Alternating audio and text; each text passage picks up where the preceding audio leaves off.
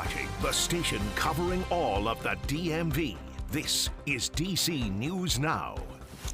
And thanks for joining us on this Monday for DC News Now at 4. I'm Mark Hall. And I'm Marielle Carbone in for Annalisa Gale. Today kicks off the first of several DMV First Warn Days in our region. We are taking a live look outside right now. There is the Washington Monument, and we know it feels pretty hot out there. A lot of people dealing with that extreme heat. Our weather team is tracking it and telling us all about that heat that we will feel. But first, we have team coverage this afternoon. Randy Bass, Dave LaValle, and Leonard M. Fleming out keeping an eye on this heat. We'll hear from them coming up next. But first, we want to get right over to meteorologist Damon Matson for a first look at that forecast. And Damon, we know it's going to get hotter. It certainly is, and that is the key to this whole entire setup out there, folks. Unfortunately, today is just the start of this extended heat wave as we go throughout the week. And yeah, we're in the 90s right now, but it's going to get hotter over the next several days. And here we go. We have officially started this heat wave. We needed to hit 90 just a few minutes ago. It did hit 90 degrees in DC here on our map. Across the rest of the DMV, especially in Virginia, back up toward Western Maryland, we have also hit the 90s in most locations across the DMV. So the heat is on, folks, and it's not going anywhere for quite a while. Now, the other factor to this, when you add in the humidity, this is where we have some problems with the heat index. It's approaching and already hitting 100 degrees in Manassas. It's exceeding that in Kaiser and Luray, and that's the feels like temperature on your body when you step outside into this heat. And this is what is going to matter as we go later in the week and the temperatures continue to rise and we see more of that humidity. For the time being, we will stay in the low 90s for the next couple of hours, and then it will slowly, very slowly cool off, only dropping back into the 70s by 10 to 11 o'clock tonight. And that's another factor with this, folks, that we'll talk about coming up in a full look at your forecast, and we'll also let you know just how long until we finally break this heat wave. All right, Damon, thank you. And those temperatures begin to rise. People both working and playing in the nation's capital today are finding ways to stay cool. Yeah, and that leads people to places like splash parks all around the district. And that is where we find DC News Now's Leonard N. Fleming, who has been talking to people all day about how they're trying to manage the heat. And Leonard, how's it going out there? Well, today is all about beating the heat, and that is something that people have been trying to do all day long as these temperatures are expected to get hotter and hotter each day this week. People all around the district are beginning to feel the heat and ways to manage soaring temperatures. While basketball courts and parks are mostly empty, splash parks are filling up. And that includes children with their parents in the background running through water spouts to keep cool. It is very, very hot.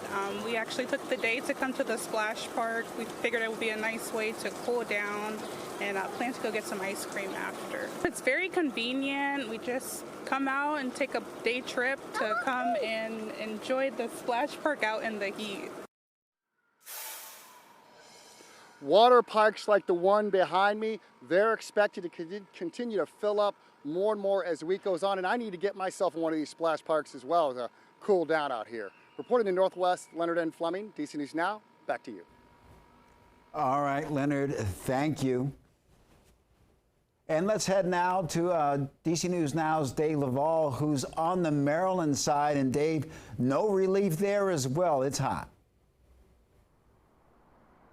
Oh, is it ever hot, Mark and Marielle? And you really got a feel for the folks who live here at the Cherry Glen condominiums. They haven't had air conditioning pretty much for all the year, and that has forced them to find other ways to stay cool with all this heat. Alfonso Passeri has several fans running in the 3-bedroom condo he shares with his mother and younger brother. It's a similar story we saw with other tenants we talked to today. Management told us a faulty chiller unit is to blame. It and the insurance company have gone back and forth over who's to blame, and more importantly, how it will be resolved. Meanwhile, tenants like the Passeris have relied on fans, temporary air conditioning units, or simply left windows open when it's gotten too warm. However, the last few days have been especially challenging. this right here is ridiculous. Like, they can't have people living in this type of heat. Like, this inhumane, if I might say myself. It's quite inhumane to have people got children. It's like, you know, like they can't just be having people and their kids in this type of weather and these living conditions. Like, this is outrageous. And relief, there is some good news. Relief may be in sight. Management said the insurance company has agreed to have a temporary chiller unit installed, which means for the people who live in this condominium complex, we're told they should have air conditioning by the end of the week. We're live in Beltsville, Maryland. Dave Laval, DC News Now. All right, thanks, Dave. Well, with soaring temperatures comes tough conditions for the men and women who are no stranger to braving the heat. DC News Now's Randy Bass is in Northwest, where DC Fire and EMS is gearing up for an especially warm week here in the district.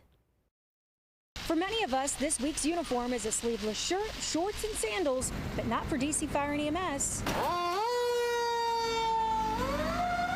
They're still sporting 80 pounds of heavy gear in 90-degree temperatures. You can imagine a winter coat, sweatpants, boots, gloves, and then a backpack full of lead right on your back, and then you have to go into a building that's on fire.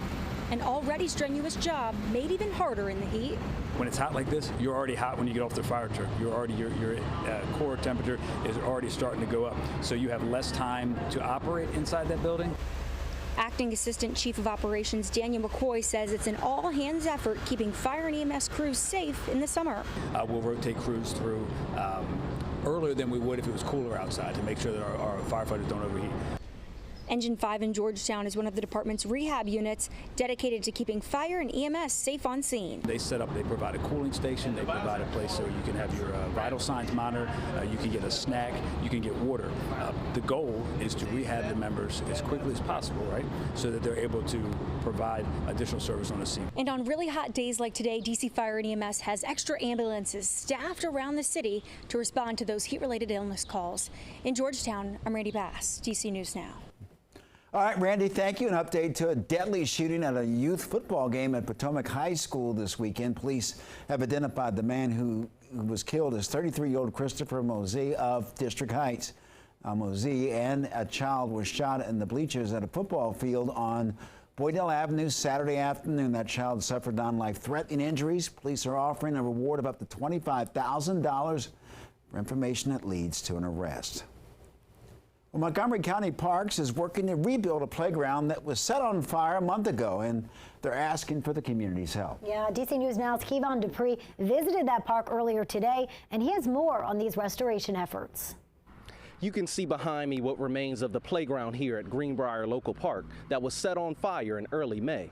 Neighbors I spoke with say this is such a terrible thing that's happened in such a peaceful place. What's the gain for somebody to do something like that?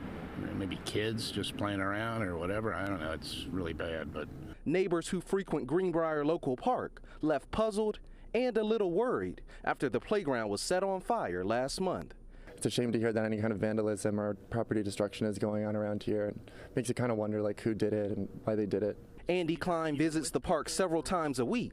He says he's never imagined something like this would ever happen. I was absolutely shocked because this is such a fun-loving place. Kids here all the time and adults and just everybody having good fun. And the fire caused around $1 million in damage. The Montgomery Parks Foundation recently launched an online fundraiser to help with the cost to rebuild the playground. We wanted to mount a campaign asking Montgomery County neighbors and residents to make small gifts or large gifts to bring this playground back online. Some neighbors already eager to get the playground rebuilt as soon as possible. I want to do anything I can to help, honestly. I would love to do anything I can to raise awareness, and it makes me sad to think that, people have to look elsewhere to bring, maybe their families or kids to play and hang out.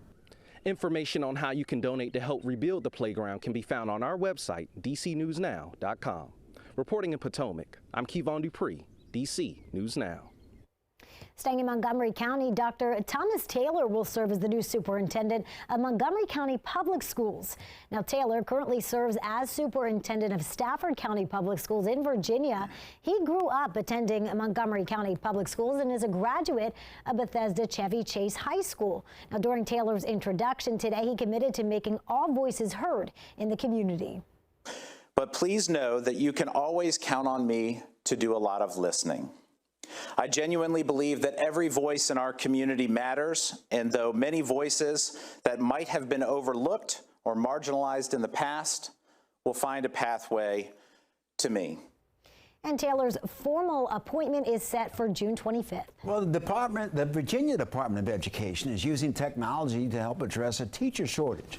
They say that they're introducing a program called iTeach to help more teachers get their license. Now, officials say that they're introducing a program called again, iTeach, and they say that they have enrolled more than 950 people, with 450 of those already working in the classroom while working towards their license. Now, supporters say this is a great way to help make teaching more accessible to those who are interested. We've also seen a large response from schools who already have their long-term subs or paraprofessionals or aides who wanted to be a teacher but were not willing to go back to a program that was going to be super expensive and also take all the time and not be as flexible. iTeach says there are more than 1,300 people currently working through the application process.